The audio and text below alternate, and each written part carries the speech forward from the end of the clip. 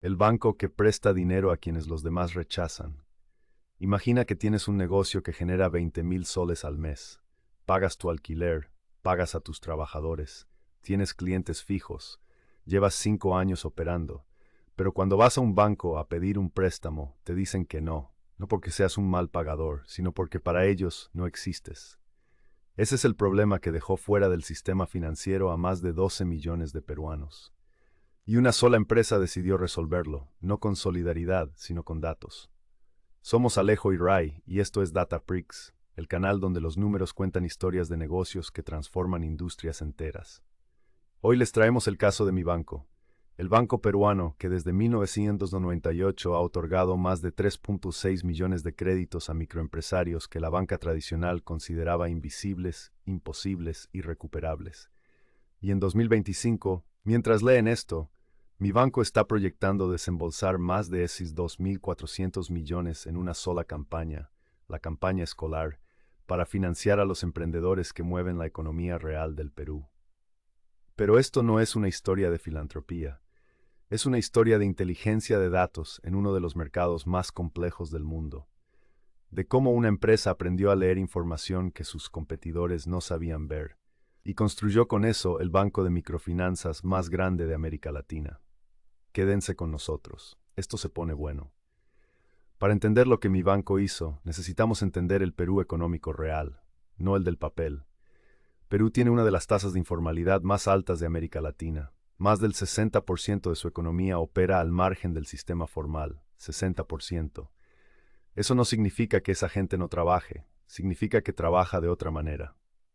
Son la señora que tiene 3 puestos en el mercado de Gamarra y factura 100,000 soles al año, pero no tiene RUC, no tiene recibos de sueldo, no tiene declaración de impuestos. Es el carpintero de Villa El Salvador que lleva 15 años construyendo muebles a pedido, con lista de clientes, con materiales propios, pero sin ningún papel que lo pruebe ante un banco. Es el transportista, la costurera, el vendedor de abarrotes, el técnico en celulares. Millones de personas con negocios reales, con ingresos reales, con flujo de caja real, pero completamente invisibles para el sistema financiero tradicional. Y cuando esos emprendedores necesitaban capital para crecer, para comprar más inventario, para una máquina nueva, para la campaña escolar o navideña, solo tenían una opción, el chulquero, el prestamista informal, con tasas que podían llegar al 20% mensual. El resultado, que el mismo emprendedor que podría crecer queda atrapado en un ciclo donde cada préstamo lo endeuda más de lo que lo impulsa. Ese era el panorama en el Perú de 1998, y en ese contexto nació mi banco. Cuando la banca tradicional mira a un cliente, hace una pregunta muy simple. ¿Tienes historial? Historial crediticio en el sistema, ingresos declarados, garantías formales, estados financieros, recibos de sueldo, contratos laborales. Si tienes todo eso, eres bienvenido. Si no tienes nada de eso, la respuesta es automática, no. No es personal, es el modelo.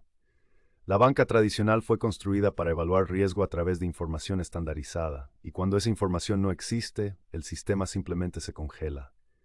Aquí está el problema de fondo, y es más profundo de lo que parece. El problema no es que los microempresarios peruanos sean malos pagadores. El problema es que el sistema no sabe cómo leerlos. Hay datos que demuestran esto. Las instituciones de microfinanzas bien gestionadas, históricamente, han tenido tasas de morosidad menores al 5%. Eso es comparable o mejor a las carteras de crédito de consumo de bancos tradicionales. Dicho de otra forma, los llamados clientes de riesgo pagaban igual o mejor que los clientes que el sistema consideraba seguros. Entonces, ¿cuál era el verdadero problema? La información, o más precisamente, la ausencia de información en el formato que los bancos sabían procesar. Y acá viene el punto central del episodio de hoy. Cuando tienes un problema de información, tienes dos opciones. La primera, ignorar a los clientes que no encajan en tu modelo, que es exactamente lo que hizo la banca tradicional. La segunda, construir un modelo nuevo que lea la información que sí existe, aunque esté en otro formato, aunque nadie la haya sistematizado antes. Mi banco eligió la segunda. Cuando mi banco nació en 1998, como el primer banco privado peruano dedicado exclusivamente a la micro y pequeña empresa, partió de una premisa radical. Si el cliente no puede venir al banco con sus documentos, el banco va a ir al cliente y va a aprender a leer su realidad directamente. ¿Cómo se veía eso en la práctica? Mi banco entrenó a lo que llamaron asesores financieros de campo, no funcionarios de escritorio. Personas que visitaban el negocio del emprendedor, caminaban su local, conversaban con su familia, veían su inventario, preguntaban por sus clientes habituales, y con esa visita construían un perfil financiero del cliente. ¿Cuánto entra por semana? ¿Cuánto sale? ¿Qué activos tiene, aunque sean activos físicos sin título? ¿Cómo paga en su comunidad? ¿Participa en una junta vecinal, que en Perú es una forma informal de ahorro colectivo rotativo?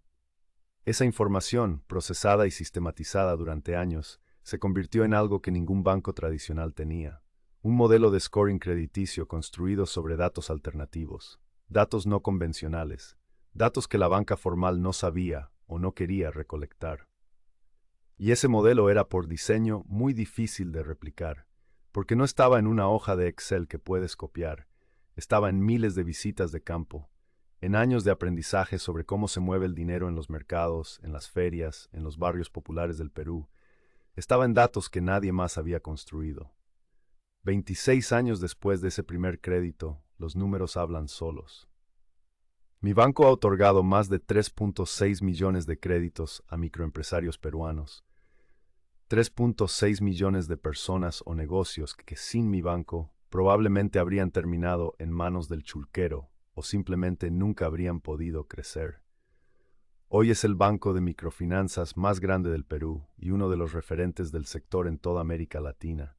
Y en 2025 está moviendo cifras que ponen en perspectiva el tamaño del impacto. Solo en campaña escolar, que es la temporada donde los emprendedores necesitan capital para abastecerse antes del inicio del año escolar, mi banco proyecta desembolsar más de 2.400 millones, 2.400 millones de soles, en una sola campaña, para emprendedores que los otros bancos siguen rechazando.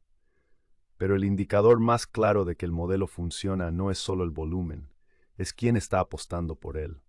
En mayo de 2025, BitInvest, el brazo de inversión del Banco Interamericano de Desarrollo, y JICA, la Agencia de Cooperación Internacional de Japón, anunciaron un financiamiento combinado de hasta 100 millones para escalar el modelo de mi banco, 50 millones de dólares de cada uno.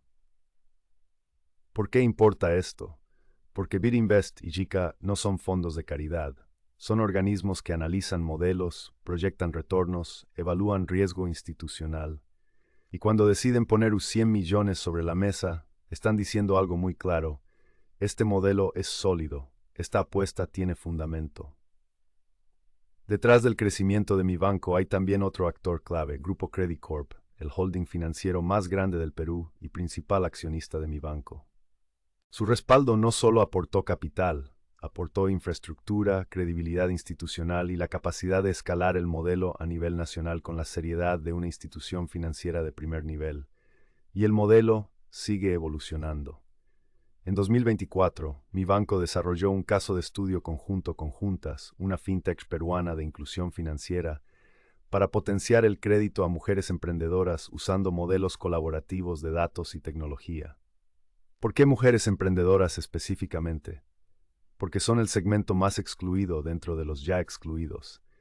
Y a la vez, los datos muestran consistentemente que las mujeres tienen tasas de repago superiores a los hombres en microfinanzas. Son, en términos de datos, el cliente ideal, que el sistema convencional todavía ignora. El producto también evolucionó para reflejar la diversidad del cliente. Mi banco ofrece hoy préstamos para microempresas de hasta S300.000, lo suficiente para financiar una etapa real de crecimiento, y préstamos de consumo de hasta S20.000, accesibles sin el historial crediticio formal que ninguno de sus clientes tiene. Lo que mi banco construyó en 26 años no es solo una cartera de créditos, es una ventaja competitiva basada en información propietaria que sus competidores no pueden comprar, copiar ni replicar fácilmente, porque esa información no existe en ninguna base de datos pública.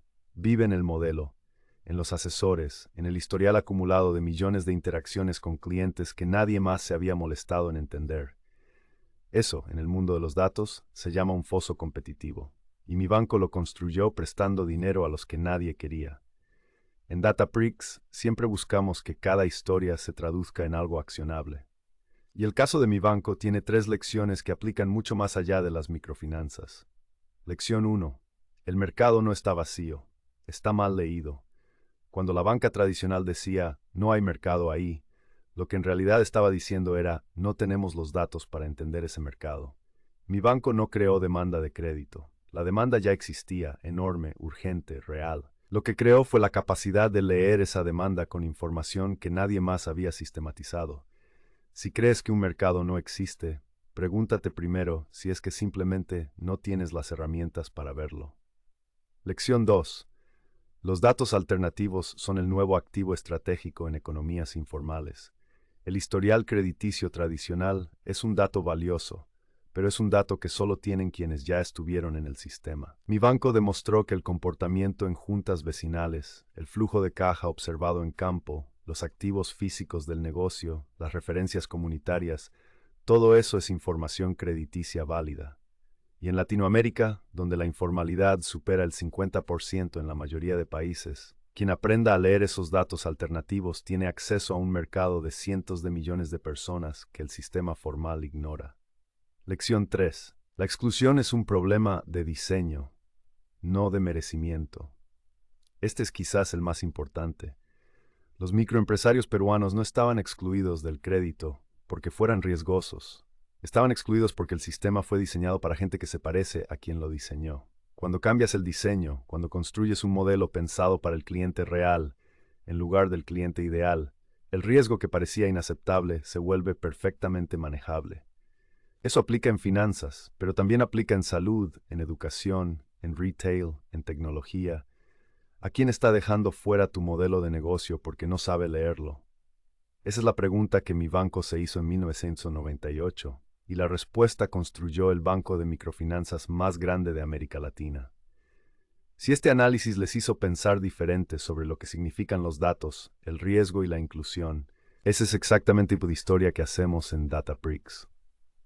Cuéntenles en los comentarios, ¿conocen algún negocio en su país que esté haciendo algo similar, leyendo un mercado que los demás ignoran?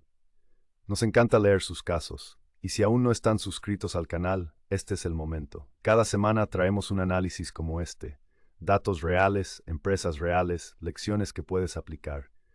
Somos Alejo y Ray, cuídense mucho, y nos vemos en el próximo episodio de DataBricks.